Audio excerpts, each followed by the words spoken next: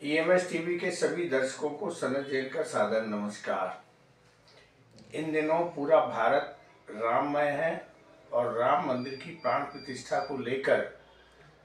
सारे देश में, सारे टीवी चैनल में और सारे देश भर में चर्चा का विषय बना हुआ है। प्रधानमंत्री नरेंद्र मोदी इन दिनों दक्षिण राज्यों की यात्रा में हैं और वह सभी धार्मिक स्थलों पर जाकर पूजा पाठ करके और राम मंदिर में जो 22 जनवरी की प्राण प्रतिष्ठा का कार्यक्रम हो रहा है उसको पूरे देश में संपूर्णता के साथ मनाने के लिए आह्वान भी कर रहे हैं और लोगों को राम मंदिर के दर्शन करने के लिए आमंत्रित भी कर रहे हैं। निश्चित रूप से भगवान राम एक ऐसे मर्यादा पुरुषोत्तम थे जिनकी आराधना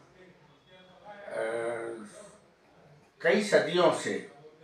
भारत के लोग करते आ रहे हैं और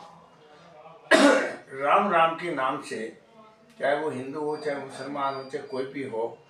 यहाँ पर अभिवादन करने से लेके हर काम में राम की कहीं ना कहीं स्तुति तो कर ही लेता था। अब राम मंदिर का जब प्राण प्रतिष्ठा का कार्यक्रम हो रहा है, नवीन मंदिर बन गया है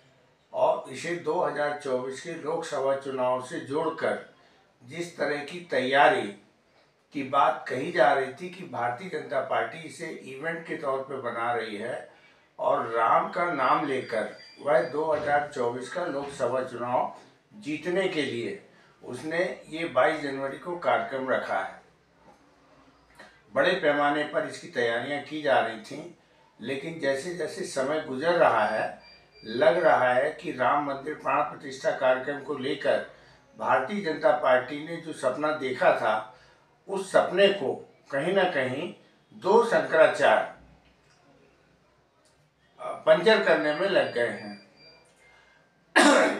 पुरी के शंकराचार्य स्वामी निश्चलानंद जी महाराज और शंकराचार्य अभिमुक्तेश्वरानंद ने जिस तरह से मंदिर में पूरा निर्माण किए बिना शिखर का निर्माण नहीं हुआ है और ध्वजा नहीं लगी है, इसको लेकर इसे जल्दबाजी बता दिया है। उनका कहना ये था कि पहले शिखर का निर्माण होना चाहिए, उसमें ध्वजा लगनी चाहिए, उसके बाद ही प्राण प्रतिष्ठा का कार्यक्रम किया जा सकता है। भारत में लोग बहुत जल्दी डर जाते हैं और बहुत जल्दी उत्साहित हो जाते हैं। तो राम मंदिर की जो बयार बह रही थी उसमें हर आदमी राम मंदिर और राम को लेके बड़ा उत्साहित था, लेकिन जिस तरीके से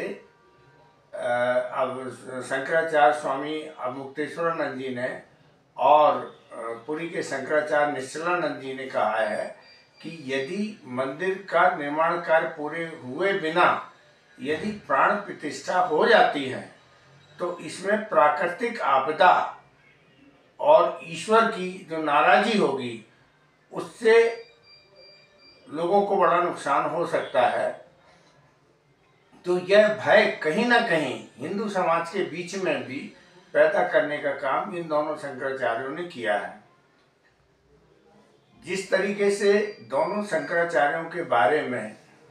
एक ट्रोल आर्मी बोली जाती है जो इनको अपमानित करने का काम कर रही है, उन्होंने भी कहीं ना कहीं शंकराचार्यों को उद्वेलित कर दिया है कि वह अपनी बात खुलकर कहें और इसमें जो जो बातें निकल के आ रही हैं सामने, तो उसमें जो एक पहले उत्साह बना था अब कहीं ना कहीं वो उत्साह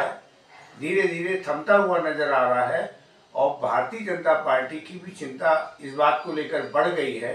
कि यदि शंकराचार्य इसका विरोध कर रहे हैं और जो माहौल राम मंदिर को लेकर बनना चाहिए था, क्या वह वोटों के रूप में कन्वर्ट हो पाएगा या नहीं हो पाएगा। अब इसको लेकर एक चिंता भारतीय जनता पार्टी के अंदर भी देखने को मिलने लगी है। निश्चित रूप से राम लोगों के आराध्य हैं और वो हमेशा आराध्य रहेंगे, लेकिन राम को जो सत्ता से जोड़ने का एक प्रयास किया जा रहा था कि भारतीय जनता पार्टी उसका सारा श्रेय लेकर और यह चाहती थी कि धार्मिक ध्रुवीकरण के आधार पर लोग भारतीय जनता पार्टी के पक्ष में वोट भी करें। तो अब यह वोट वाला जो कार्यक्रम था इसमें कहीं ना कहीं दोनों शंकराचार्य ने पलीता लगाने का काम किया है और 22 जनवरी को कहीं ना कहीं कि उन्होंने चारों शंकराचार्यों को विश्वास में नहीं लिया और ये इतने बड़े कार्यक्रम को उन्होंने जिस तरीके से रखा और उसमें धार्मिक अनुष्ठानों को जिस तरीके से किया जाना चाहिए था, यदि उसका पालन नहीं किया तो एक जबरदस्ती का विरोध राम मंदिर प्राण प्रतिष्ठा कार्यक्रम को लेके देखने को मिल रहा है। पक्ष और विपक्ष दो होते हैं। राम मंदिर को लेके हर पक्ष उत्साहित है कि राम मंदिर यदि बन जाता है, बन गया है, प्राण प्रतिष्ठा हो जाती है तो धार्मिक ध्रुवीकरण और जो धार्मिक हिंदू मुसलमान की जो राजनीति थी कहीं ना कहीं ये खत्म होगी और शांति का एक वातावरण बनेगा। लेकिन अब जिस तरीके से हिंदुओं के बीच में जो विभेद देखने को आ रहे हैं, कोई शंकराचार्य को ट्रोल कर रहा है, कोई कह रहा है कि इन्होंने क्या किया है, किया तो हम लोगों ने है, हम लोग आयोजन कर रहे हैं। हिंदू समाज के साधु सन्यासी भी आपस में बढ़ते हुए नजर आ रहे हैं और इसका असर कहीं ना कहीं आम जनता में भी पड़ता हुआ दिखने लगा है। लोग भयाक्रांत जल्दी होते हैं और शंकराचार्यों द्वारा यह कहना कि यदि मंदिर की प्राण प्रतिष्ठा में धार्मिक क्रियाकलापों का ध्यान नहीं रखा गया तो प्राकृतिक प्रकोप आना तय है और वो प्राकृतिक प्रकोप का जो भय लोगों के मन में धीरे धीरे घर करता जा रहा है, यह कहीं ना कहीं एक लोगों के मन में भय डाल के और वो जो हो रहा है उसमें कुछ कर तो नहीं सकता है, लेकिन एक भय भी जरूर पैदा हो गया है जिससे वोटों के रूप में भारतीय जनता पार्टी ने इसे 2024 के लोकसभा चुनाव के लिए जो आधारशिला रखी थी कि वह 22 जनवरी को राम मंदिर की प्राण प्रतिष्ठा कराएंगे और इसके बाद एक लहर चलेगी जो सारे देश में भारतीय जनता पार्टी के पक्ष में मतदाताओं को वोट करने के लिए प्रेरित करेगी और एक उत्साह का जो माहौल बनाया जा रहा था कुछ हद तक बन भी गया था। लेकिन यदि ये शंकराचार्य वाला मामला बीच में नहीं आता तो भारतीय जनता पार्टी अपने मिशन में कामयाब होती हुई दिख रही थी। लेकिन अब ऐसा लगता है कि इसमें भारतीय जनता पार्टी और विश्व हिंदू परिषद को भी जवाब देना पड़ रहा है और शंकराचार्यों ने जिस तरीके से काशी वाला मामला अवमुक्तेश्वर ने उठाया है कि वहाँ 150 से ज़्यादा मंदिर तोड़ दिए गए, हजारों मूर्तियों की अवमानना की गई, उन्हें खंडित किया गया, तो इतना बड़ा काम तो औरंगजेब ने भी नहीं किया था, मुस्लिम शासकों ने भी ऐसा मंदिरों को नहीं तोड़ा था। जो प्रधानमंत्री नरेंद्र मोदी के शासनकाल में कॉरिडोर बनाते समय मंदिरों को, पुराने पौराणिक ऐतिहासिक मंदिरों को तोड़ा गया है, यह भी धीरे धीरे विवाद का विषय बनता चला जा रहा है।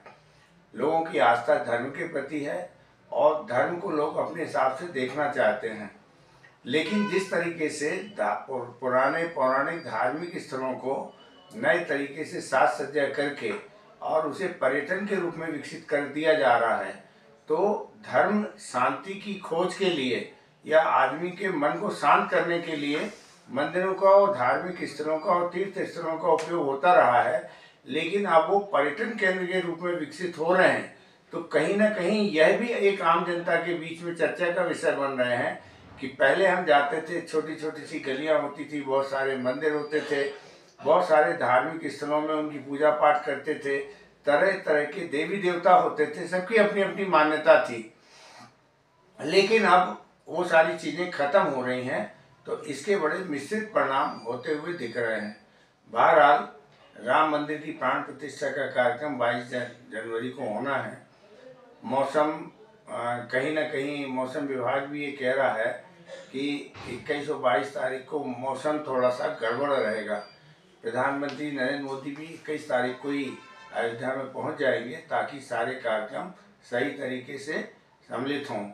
कोशिश ये होनी चाहिए थी कि हिंदू धर्म में जो आपस में वैमनस्य पैदा हो रहा है साधु संतों के बीच में, जो राम मंदिर को लेकर और प्राण प्रतिष्ठा को लेकर जो विवाद पैदा हो रहे हैं और वह विवाद व्यक्तिगत स्तर पर भी जा रहे हैं। पहली बार भारत में शंकराचार्यों के खिलाफ जिस तरीके की बातें कही गई हैं उसको आम जनता समझ नहीं पा रही है कि वो किसकी बात सही माने और किसकी बात गलत माने। तो ये कहीं ना कहीं एक बहुत बड़ा हिंदुओं के लिए अच्छा नहीं कहा जा सकता है। कोशिश ये होनी चाहिए कि सभी के बीच में एक सहमति बने और 22 जनवरी को जब राम मंदिर की प्राण प्रतिष्ठा हो उस समय चारों शंकराचार्यों को भी लाने की कोशिश होनी चाहिए और ये जो विवाद चल रहे हैं वह समाप्त होने चाहिए, ऐसी भावना लोगों की है, ताकि हिंदू समाज एक बार फिर से सशक्त होकर धार्मिक मर्यादाओं के साथ भगवान राम की जो मर्यादा पुरुषोत्तम की इमेज है उसके साथ हम राम मंदिर प्राण प्रतिष्ठा कार्यक्रम को अच्छे तरीके से कर पाएँ और सभी के मन में सुख शांति हो और सभी के लोगों के मन में उत्साह हो, सभी को अच्छा लगे, ऐसे प्रयास करने चाहिए। नमस्कार, जय श्री राम।